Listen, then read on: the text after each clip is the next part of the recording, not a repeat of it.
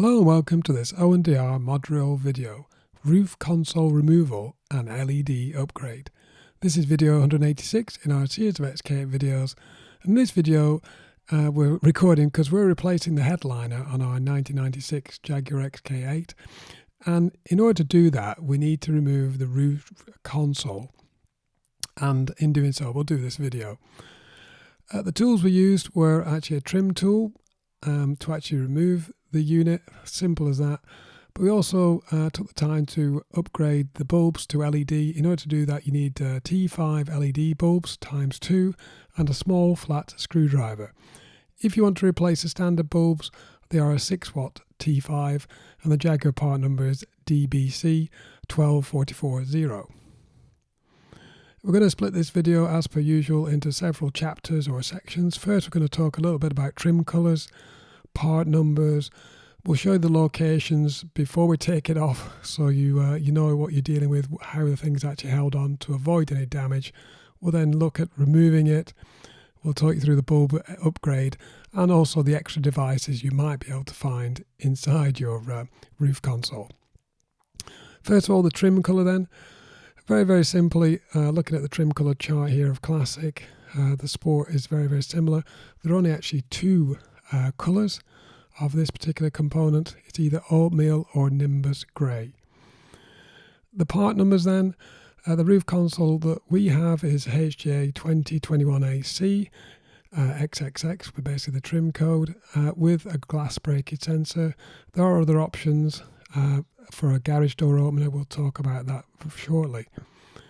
Locations then, how the thing's attached to the roof. There are actually 3 fixing points, as you see in the yellow circles. There's a small central clip at the forward part of the roof console, and then there's a pair of larger clips in the middle of the unit. The headliner itself has a complete cutout at the front. It's not completely encapsulating the roof console. It has a gap at the front. There is attached via a plastic roof bracket. That part number is actually HJ2058AC in our case. And that bracket actually has 3 clip location slots inside it, which you can see there in the red. Note the grey socket. That's actually the main electrical connection for the roof console. On the console itself it has a white 6-pin plug. In our case had 6 wires wired into 5 of those pins, but it will be different in case of garage door openers, etc. Removal then, it's very easy. Whatever you do, don't lever from the side first. You'll need to use a trim tool, but don't lever from the side. I'll explain why. The front clip is very close to the edge and it's easier to dislodge without damaging the actual roof console. The 2 middle clips are very well retained, and they're central to the plastic, so if you give too much force to the edge you can potentially crack the plastic, particularly when they're quite aged. So start at the front edge, lever downwards. You should be able to release it fairly easy. It's only a small clip. Then from that point you could be able to pull down, holding on to both of the side edges, and release those 2 bigger clips. The part will become free except from the wiring harness. The wiring loom actually goes inside the headliner just out of sight to the right hand side there. You'll just see it poking away there. You'll find the plug and socket. Simply depress the clip on the socket and pull it out to disconnect. Now you can access the underside. Bulb replacement or LED upgrade. The bulbs are really easy to change, upgrade, but you do need further disassembly as the map light bulbs are quite difficult to remove whilst they're in the housing. Now the actual bulb holders are really easy to take out. You need to use that flat-headed screwdriver and compress the 2 side retaining clips and pull the bulb holder out from the housing.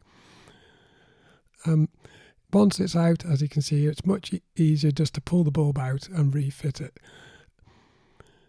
That's the easiest way to upgrade the bulbs.